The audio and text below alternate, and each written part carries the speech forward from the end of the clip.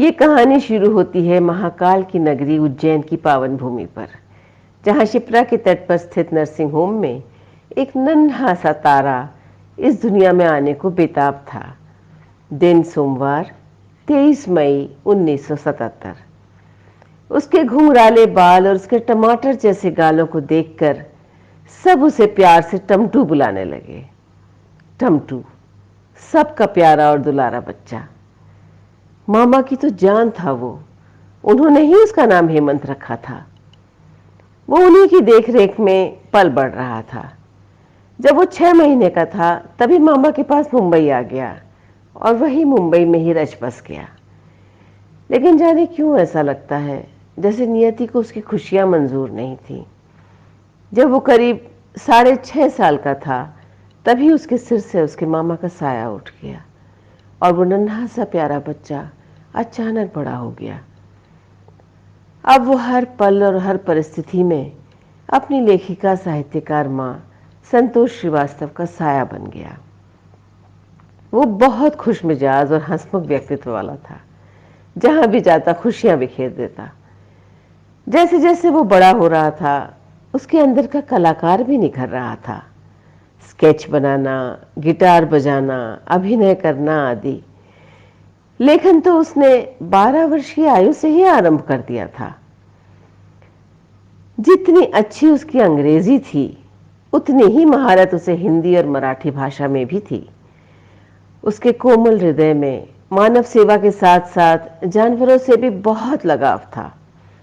पढ़ाई पूरी हुई और एक बहुत बड़ी कंपनी में नौकरी मिली। उसे वैवाहिक बंधन में बंधने की तैयारी शुरू हो गई। लेकिन एक बार फिर नियति से उसकी खुशियां देखी नहीं गईं। 5 अगस्त 2000, जब प्रकृति के क्रूर हाथों ने उसके साथ छल किया।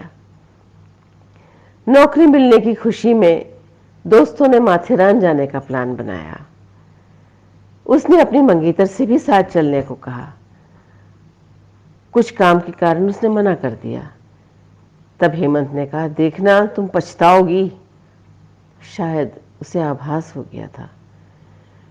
5 अगस्त का वो मनहूस दिन जब माथेरान जाती हुई कार अचानक खाई में गिर गई और बस एक ही क्षण में सब कुछ खत्म।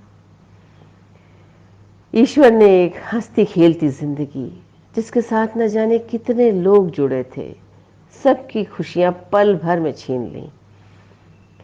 मां के लिए तो उसकी दुनिया ही वीरान हो गई।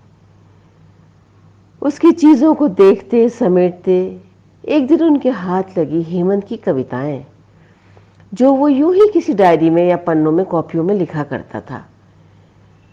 मां को मानो उसकी कविताओं में हेमंत की मौजूदगी महसूस होने लगी और फिर उनके जीने का यही उद्देश्य बन गया।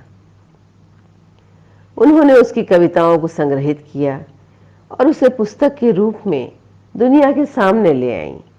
पुस्तक का नाम मेरे रहते, युवा कवि हेमंत की कविताओं का संकलन।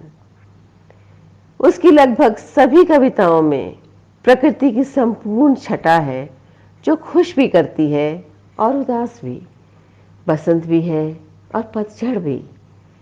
इतनी छोटी सी उम्र में इतनी संवेदना, सच वो कवि ही जन्मा था। उसकी स्मृति को जीवित रखा है हेमंत फाउंडेशन ने, जो प्रतिवर्ष भारत के संभावनाशील युवा कवि को उसके कविता संग्रह के लिए पुरस्कृत करता है, हेमंत स्मृति कविता सम्मान से। हेमंत, तुम कहीं नहीं गए हो। तुम अपनी रचनाओं द्वारा हम सबके बीच हमेशा हो और रहोगे।